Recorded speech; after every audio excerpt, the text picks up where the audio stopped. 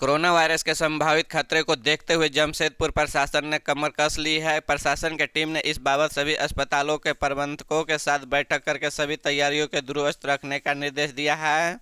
Corona के संभावित चौथी लहर को लेकर पूर्वी सिंहभूम जिला प्रशासन सतर्क हो गया है। केंद्र सरकार ने सभी राज्य सरकारों को अलर्ट पर रहने का निर्देश जारी किया है। इसी के तहत जमशेदपुर जिला प्रशासन ने तैयारियां शुरू कर दी है। जिला प्रशासन ने सभी प्रमुख अस्पतालों के प्रबंधन के साथ बैठक और जारी दिशा निर्देश दिए। सभी अस्पतालों प्रबंधकों की तैयारी लेकर रिपोर्ट उपलब्ध कराने का निर्देश समन्वय सभागार में जिले के सरकारी और निजी चिकित्सा संस्थाओं के प्रबंधकों के साथ एक महत्वपूर्ण बैठक आहूत की गई है। 25 दिसंबर के दिन झारखंड के राजधानी रांची स्थित हुंडरू फॉल घूमने आए बिहार के स्कूली बच्चों के भरी एक बस सिकिंदरी में पलट गई।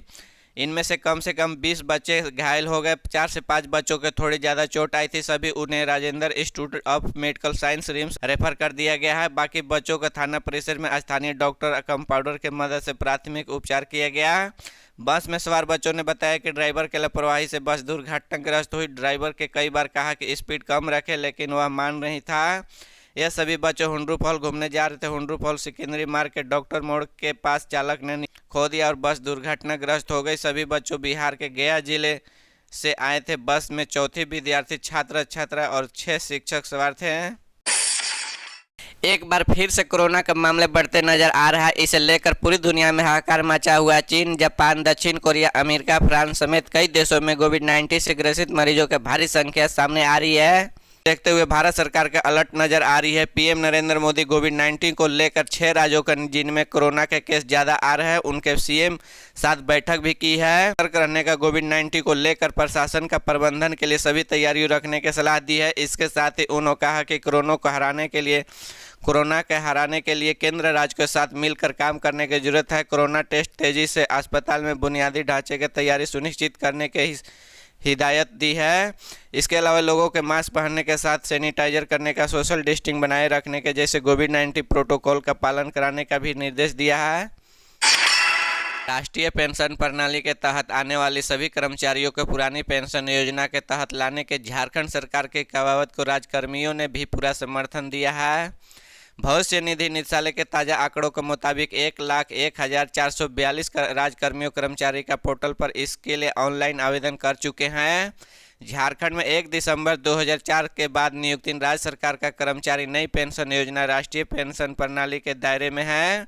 इसके तहत आने वाले 1,14,326 कर्मचारियों के झारखंड सरकार ने पुरानी और नई पेंशन योजना में से किसी एक का विकल्प चुनने के लिए कहा है। भविष्य निधि निदेशालय इसके लिए ऑनलाइन आवेदन के अंतिम समय सीमा 31 दिसंबर तक रखी है। बता दें कि झारखंड सरकार 1 सितंबर से राज्य के सभी कर्मचारियों को उनकी मर्जी के पुरानी पेंशन योजना में लाने की अधिसूचना जारी रखी है। 1 दिसंबर 2004 के पहले नियुक्त सभी राज्य कर्मियों पहले से ही पुरानी पेंशन योजना का लाभ ले रहे हैं। पुरानी पेंशन योजना के तहत कर्मचारियों के अंतिम मासिक वेतन का आधा पेंशन के रूप में मिलता है। नई पेंशन योजना में ऐसी सुविधा नहीं है। 12 जंगली हाथियों ने झुंड ने गुरुवार का शाम का तोरफा प्रखंड अंतर्गत हुसिर पंचायत में जरा टोली ने रोहने के गांव में जमकर उत्पात मचाया। हाथियों ने झुंड ने दर्जनों किसानों के खेत में लगी फसलों को रौंद कर बर्बाद कर दिया है।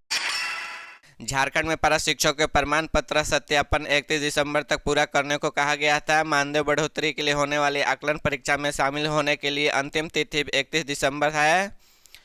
राज्य में 61,000 सहायक अध्यापक पारा शिक्षक में से अब तक लगभग 40,000 शिक्षक के प्रमाण पत्र सत्यापन हुआ। 21,000 शिक्षकों के प्रमाण पत्र का सत्यापन नहीं हो सका है, जबकि आकलन परीक्षा में शामिल होने के लिए आवेदन जमा करने के लिए 1 सप्ताह का ही समय बचा हुआ। राज्य में कुल 61,421 पारा शिक्षक में 47,191 शिक्षकों को आकलन परीक्षा में शामिल होना है। इनमें से अब तक 29,800 शिक्षक के आवेदन जमा किया गया है। अब तक 17,391 शिक्षक का आवेदन जमा नहीं किया गया है। शिक्षक को सत्यापन के लिए प्रमाण पत्र जमा करने के लिए 5 दिसंबर तक का समय दिया था। शिक्षक के अपना प्रमाण पत्र जमा कर दिया गया। प्रमाण पत्र सत्यापन को जिम्मेदारी संबंधित प्रखंड के प्रखंड शिक्षा प्रसार पदाधिकारी जिला शिक्षा अधीक्षक को दी गई है। नक्सल प्रभावित क्षेत्रों में पढ़ने वाले बच्चों के लिए खुशखबरी सामने आई है। केंद्र के सहयोग ने नक्सल पीड़ित एवं अभिवंचित वर्ग के परिवारों के बच्चों, अनाथ एवं एकल माता पिता बच्चों के लिए संचालित नेताजी सुभाष चंद्र बोस आवासीय विद्यालय में अब 10वीं कक्षा तक पढ़ाई होगी। बता दें कि केंद्र इन 26 स्कूल में अपग्रेड करने के राज्य सरकार का प्रस्ताव अब अपनी स्वीकृति प्रदान कर दी है। साथ ही इनमें से शिक्षक एवं अन्य कर्मियों के 416 पद की स्वीकृति देते हुए इनके लिए मानदेय की राशि देने पर भी अपनी सहमति दे दी है। शिक्षक एवं अन्य कर्मियों के मानदेय में अन्य संसाधनों पर खर्च होने वाली कुल राशि 60% राशि केंद्र सरकार देगी, जबकि शेष का वहन राज्य सरकार को करना होगा।